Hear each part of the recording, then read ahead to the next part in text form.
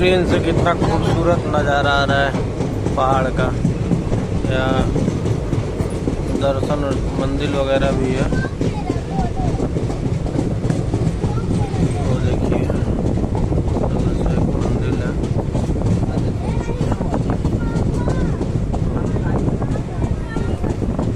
कब्रिस्तान वगैरह है यहाँ पे, और इधर आते हैं आप लोग तो आइए इधर, तो दर्शन करिए।